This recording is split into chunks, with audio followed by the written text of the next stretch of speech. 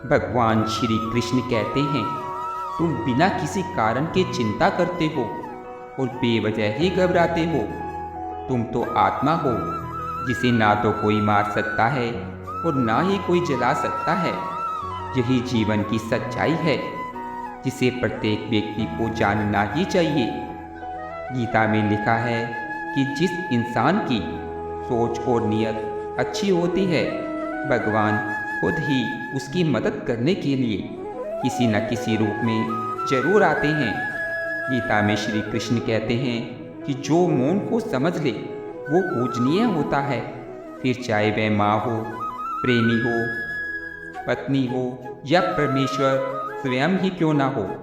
श्री कृष्ण का कहना है कि मनुष्य को अपने कर्मों के संभावित परिणामों से प्राप्त होने वाली विजय या पराजय, लाभ या हानि, प्रसन्नता या दुख इत्यादि के बारे में सोचकर चिंता से ग्रसित नहीं होना चाहिए।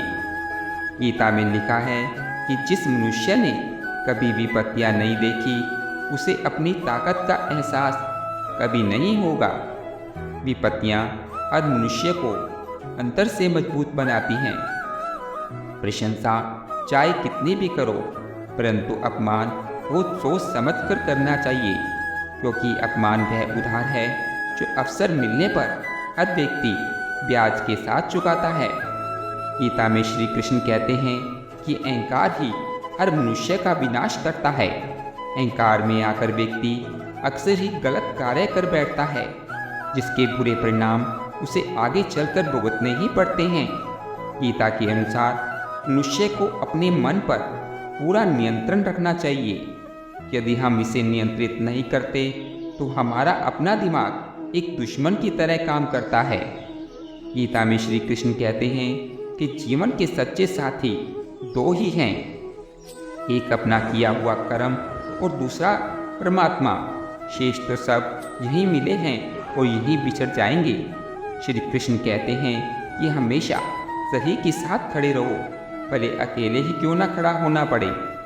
गीता में लिखा है कि अपने बीते हुए कल को त्याग देना चाहिए, क्योंकि उसका प्रभाव आने वाले कल को दूषित करता है।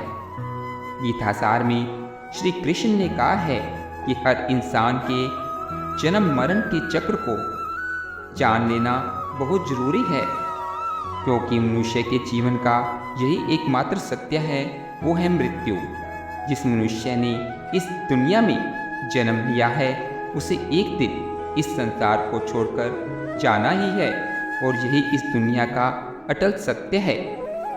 मनुष्य को मृत्यु से कभी भी भय नहीं होना चाहिए, क्योंकि मृत्यु जीवन की अटल सच्चाई है। मृत्यु के प्रति भय ये मनुष्य के वर्तमान खुशियों को खराब कर देता है, इसलिए मन में किसी भी तरह का डर नहीं रखना चाहिए। श्री कृष्ण कहते हैं, शरीर नश्वर है पर आत्मा अमर है।